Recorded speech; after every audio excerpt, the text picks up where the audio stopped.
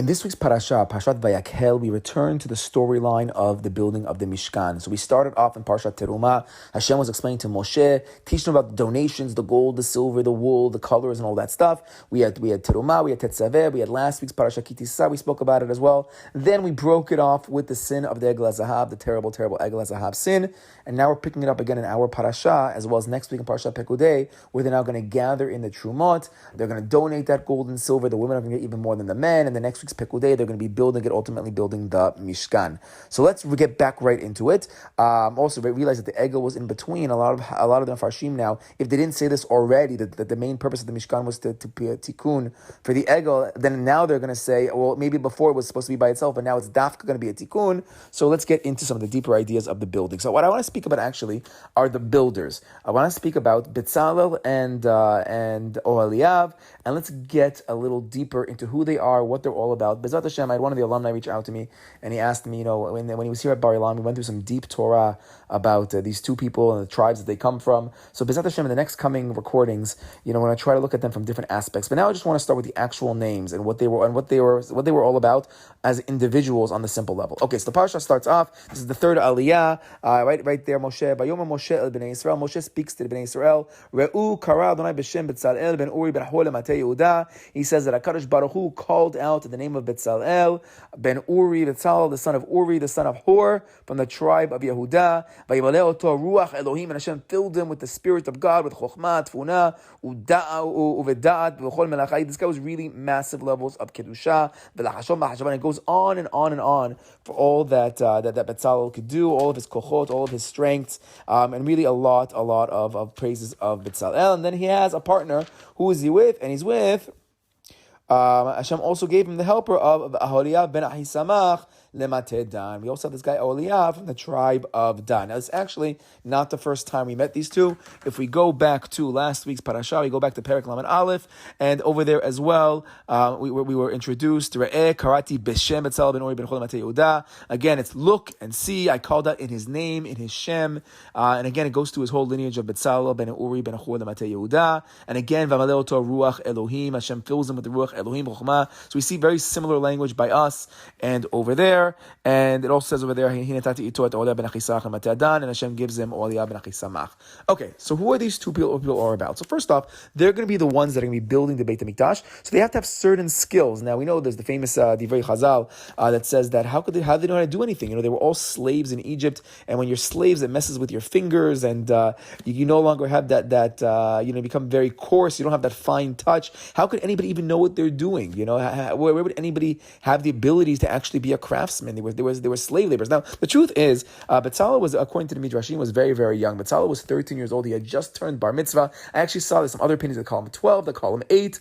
But the brisker of Dafka is making him 13 because he has to be an adult to do kinyanim. So let's go with the standard shot that he's actually 13 years old. So he's very, very young. And part of what Moshe is showing him to everybody, he's saying, look, guys, this is the one that HaKadosh Baruch Hu picked out, because he was a little bit worried because, who is Betzalel ben Uri ben Hur? Who is Hur? So Rashi tells us that Hur was the son of Miriam. Moshe's sister Miriam marries Caleb. We're not 100% sure which Caleb it is. Don't look at the Ibn Ezra, because he argues completely on this whole thing. He says people would be way too young. But we have Miriam's grandson is going to be Miriam marries Caleb, has Hur. They have Uri, and then eventually there is Betzalel, so the great grandson. So this would be from the family of Moshe Rabbeinu. So Moshe Rabbeinu is a little worried. People are going to look at him kind of funny.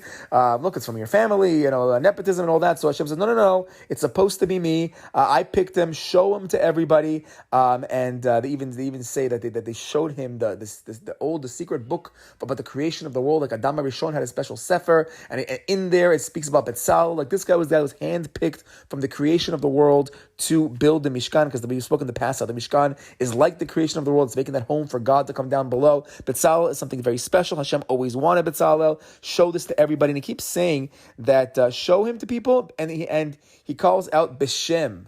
What does it mean B'Shem Betzalel? The Chazal teach us over there. Tov Shem Mishem and Tov. A good name is always better than all the fine oils, all the riches of the world.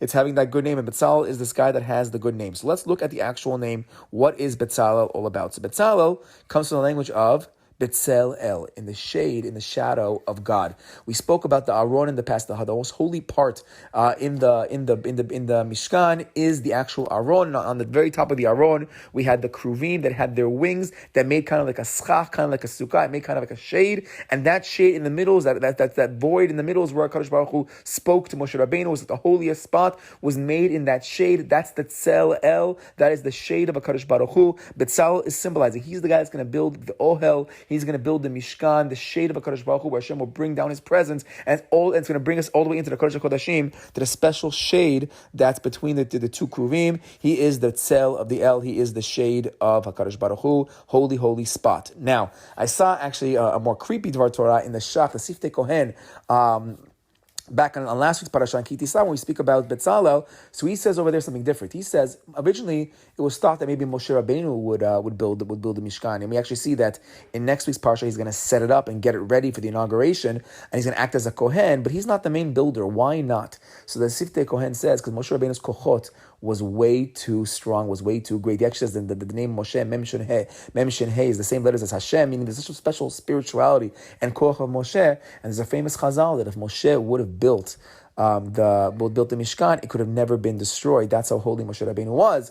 But he says if somebody else builds it, then eventually, when it comes to Tisha B'Av in the future, Hashem's going to take out His wrath against the stones and not against the Jewish people. So Hashem would not wipe out the Jewish people. He would wipe out the Beit HaMikdash instead. So Dafka already now with the Mishkan, Hashem is picking somebody else, not Moshe Rabbeinu, because if Moshe would have made it, it wouldn't have made, it would have have to last forever, and it would have been very bad for the Jewish people because we wouldn't have that pikadon, we wouldn't have that mashkon, we wouldn't have the Mishkan to be able to take away if we mess up big time. And that's why he says the Siftei Kohen, Betzalel comes to the language of itself, of a shadow, because the shadow eventually the sun comes out and it's gonna disappear. It's not going to be there anymore. And so too is going to happen with the Mishkan, and then eventually with the first Beit HaMikdash and the second Beit HaMikdash. If they have that ability to destroy it, but ultimately it's hinting that I want the guy that's the shadow to build it and not the stronger Moshe Rabbeinu. And the Gemara goes on to tell some deeper ideas of Betzalel, that Betzalel had the koach of knowing how to do the order of the otiyot of HaKadosh Baruch Hu, the names of God, the letters of God, the creation of the world. We know the Sefer Yetzirah, that you look into the Torah, you look into the letters of the Torah, the Aleph Bet, and you can build things. He had the ability to make these special kind of creations. The Chaim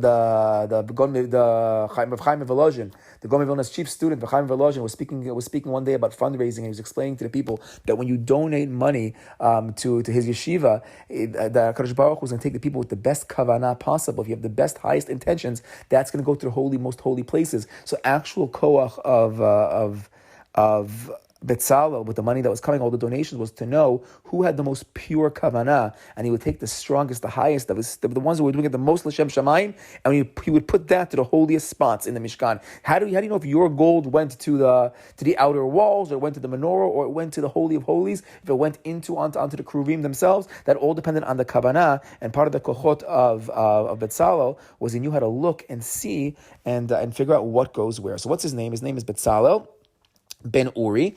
Uri, as it says, the Kli Yakar. Uri is coming from the idea of light being Torah, but again the light of the Mishkan and HaKadosh Baruch Hu. So again, his name is just symbolizing holding stuff, the shade of Hashem, the light. Also, if we look at the names of Ohaliav and Achisamach, so it says the Kli Yakar there as well. Ohaliav is the Ohel of the Ab. He's making the tent, the Ohel Moed, the Mishkan. He's making the tent for Avinu Shebashamayim, for HaKadosh Baruch Hu. Achisamach, to be somech on your brother, to be able to rely on your brother. It's about being Marbeh Shalom. We know that the whole idea of we need the Vayichan Sham, we need the Achdut of Bnei Israel. Everybody's donation coming together is what's going to build the Mishkan. So we have again Ohaliav also symbolizing this bringing together of the people and ultimately building of the building of the Mishkan together with this Achdut for HaKadosh Baruch Hu. But let's go back one more time to the name of Betzalel. So it goes Betzalel ben Uri ben Hur. So he's the grandson of Hur. So how come by Betzalel we're going back to the grandfather? This is a question asked by many. The Tosafot gives one of the most clear answers to it. Why are we going all the way back to Hur? So who is Hur? So Hur, we met earlier in the Torah. We met Hur. He was holding up Moshe Rabbeinu's hands when they were fighting against Amalek. And we met Hur in last week's parasha when Moshe was going up the mountain. He said to Aharon, his brother, and to Hur from the tribe of Yehudah, you guys are now in charge of the Jewish people, and while I'm gone. And then they do the Egel HaZahav. And then we see that Aharon ultimately tries to stall them, but it kind of helps them, kind of stalls them, and we're going to see that Aharon is going to be tormented by his helping and kind of stalling. Why did he do that? Why didn't Aharon take a stand against them? Because the Midrashim tell us somebody did take a stand. Hur from the tribe of Yehuda. Now think of Yehuda. We're going to speak more in future recordings about Yehuda being the lion, being the leader. This is Mashiach, comes from Yehuda.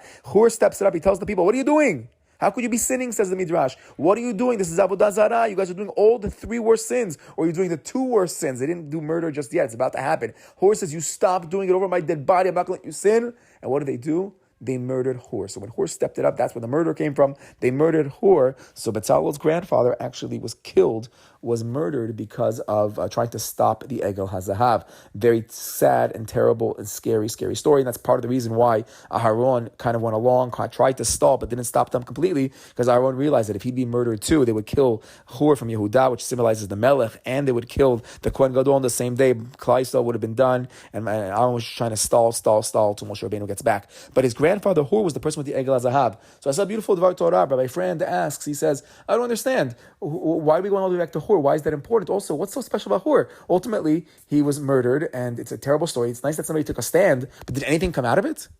So he says, yeah, something did come out of it. His grandson Betzalel, Hur had this great Mesirut Nefesh for Hashem, this great kavanah for HaKadosh Baruch Hu. Who's the most Ra'ui person? Who had the best kavanah? Meaning, how did Hashem pick who's going to be the one? Who are the ones? So it says that Hashem says, this is the guy with the Shem. Hashem says, this is who he's supposed to be. Why is Betzalel the main guy? Because Betzalel had the greatest kavanah for HaKadosh Baruch Hu. He wanted to do it for God. He wanted to do it for the Mishkan. And where did he learn that from? So it says, Rabbi Friend, he learned that from Hur. Hur was the one. His grandfather was the one that taught him this lesson to fight for Klal Yisrael, to fight for HaKadosh Baruch Hu, to have the right kavanah. And I saw in the Siftei Kohen, he also says that in the very next pasuk, in both places, says that Hashem filled him up with ruach. Ruach is the same letters as Hur. Really, the koach, this ruach Elohim, this chokhmah, tzvuna, and dat, all the stuff that came to Betzalel comes from the ruach. Ruach is otiyot Hur. He learned it from his grandfather. But then I heard from Rav Feiner one more idea. Hur is really willing to give it all for Kadosh Baruch Hu, but now he's dead.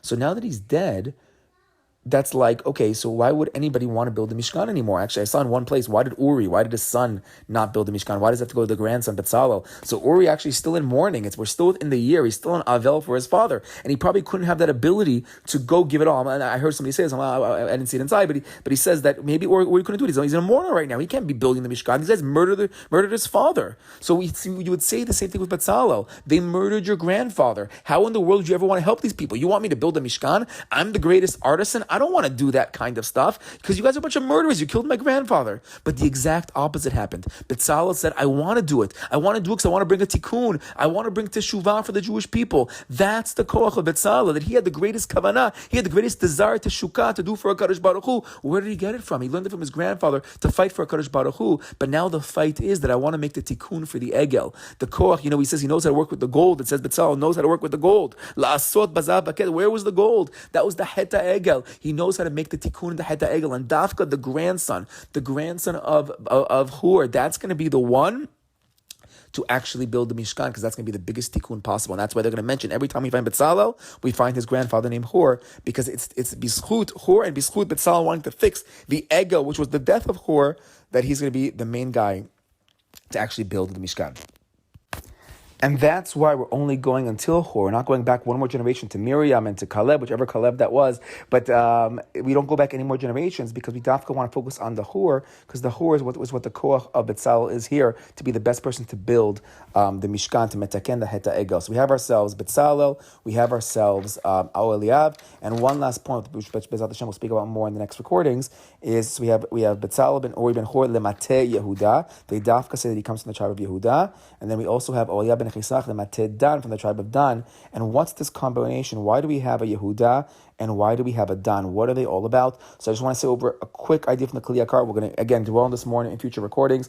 But Yehuda is compared to a lion in one place. So is Dan. Dan is also compared to a lion. The Beit HaMikdash in the future is going to be called Ariel, because it kind of looks like a crouching lion, Yerushalayim. These are the lions that are going to be building the Mishkan. And Bezat Hashem will speak much more about these two tribes and why they're the ones that are involved in building the Mishkan. And ultimately, by Shlomo Melech's time as well, we're going to have Yehuda and Dan come together a second time to do it. Shabbat Shalom.